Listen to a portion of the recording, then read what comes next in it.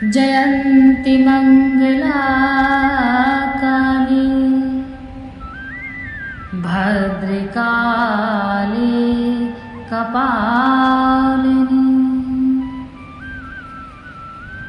दुर्गा क्षमा शिवा धात्री स्वाहा स्वधा नमोस्तुते।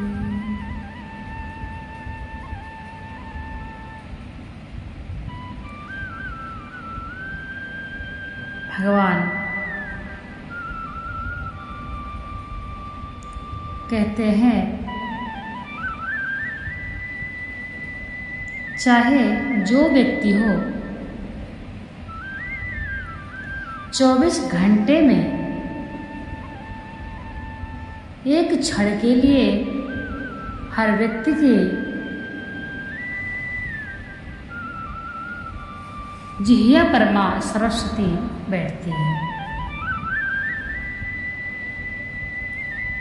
परंतु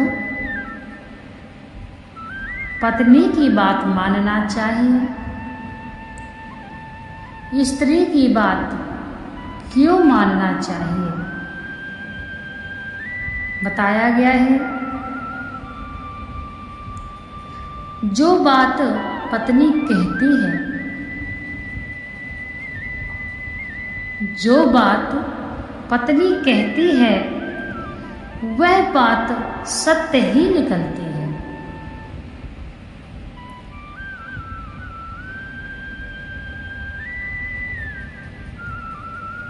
चाहे जितने दिन बाद निकले, परंतु पत्नी की कही हुई बात सत्य निकलती है। इसीलिए कहा गया है यदि कोई बात आपको पत्नी समझा रही है या माँ समझा रही है तो अवश्य सुनना चाहिए।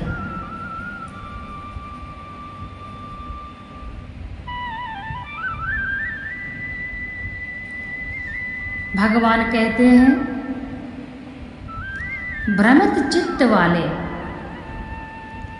जो व्यक्ति हमेशा भ्रम में पड़े रहते हैं,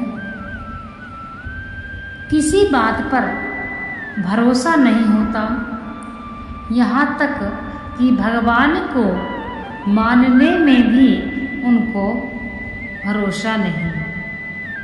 ईश्वर है, संसार जगत ईश्वर व्याप्त है, ईश्वर ही परिपूर्ण है, ऐसा उनको भ्रम रहता है। तो भगवान कहते हैं भ्रमित चित्त वाले मनुष्य नरक को जाते हैं।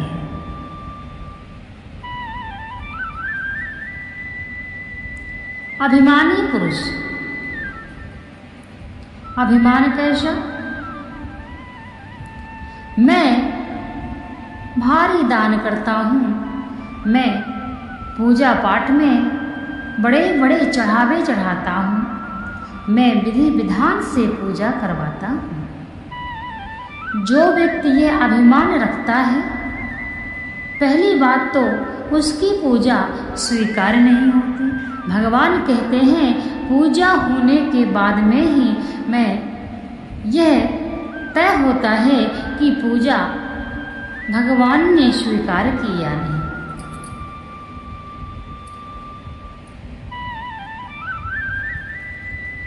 देह अभिमानी पुरुष, देखिए भक्ति में कोई अमीरी गरीबी एवं सुंदरता का कोई मूल्य नहीं है। इसीलिए कहा गया है देह अभिमानी पुरुष भी नरक हो जाता है। किसी को बड़ा अभिमान रहता है, मेरा शरीर ऐसा है, मैं सुंदर हूँ, तथा उससे अपने देह का बड़ा अभिमान रहता है। उसका जीवन इस भ्रम में पड़ा रहता है और वह इसी अभिमान के कारण भगवान की भक्ति में कोई भाव नहीं होता। जब इस मन में अभिमान रहेगा तब भाव कैसा। जो व्यक्ति अभिमान करता है वह व्यक्ति कभी भगवान को प्राप्त नहीं करता। उन व्यक्तियों पर कभी भगवान की कृपा नहीं होती है जो व्यक्ति अपनी हर एक बात पर अभिमान करते हैं। यहाँ तक कि भगवान ने इस शरीर की रचना किया है तथा वह इस शरीर को भी अभिमान में रहता है। मेरा शरीर ऐसा है, मैं सुंदर हूँ, उसे कहते हैं देह अभिमानी पुरुष। अभिमान चाहे जैसा हो, चाहे शरीर का हो, चाहे अपनी सुंदरता का हो या अपने गाड़ी बंगला पैसे का हो, अभिमान मनुष्य को शोभा नहीं देता। यदि आपको भगवान ने सब कुछ दिया है, अमीरी भी दिया है, सुंदरता भी दिया है, गाड़ी बंगला दिया है, माँ बाप आपके साथ हैं, तो आपको अभिमान नहीं करना चाहिए तथा कोई असमर्थ व्यक्ति की मदद करनी चाहिए, अभिमान नहीं करना चाहिए। भगवान कहते हैं, हे पार्थ, मैं जिसकी परीक्षा लेता हूँ, अर्थात मैं व्यक्ति को देने से पहले उसकी परीक्षा लेता हूँ। मैं उसे देने से पहले उसका सब कुछ ले लेता हूँ। इसे कहते हैं भगवान की परीक्षा। तो सब कुछ भगवान का है। यदि आज आपको भगवान गाड़ी बंगला, मेरी सुंदरता, रुपया पैसा, माँ बाप, पत्नी, पुत्र, बेटी, सब कुछ आपके पास है, तो आपके ऊपर भगवान की कृपा है। यह मत सोचिए कि मैं अमीर हूँ, मैं सुंदर हूँ, मेरे पुत्र हैं, मेरी गाड़ी है, मेरे बंगला है, परंतु यह भाव रखना कि भगवान ने मुझे सब कुछ दिया है, भगवान की बहुत कृपा है मुझ पर। हे प्रभु, ऐसी दया सब पर बनाए रखिए। ऐसी भावना होनी चाहिए। जरूरी नहीं है कोई व्यक्ति अमीर है तो उसका सौभाग्य ही है, क्या पता भगवान उसकी परीक्षा ले रहे हो।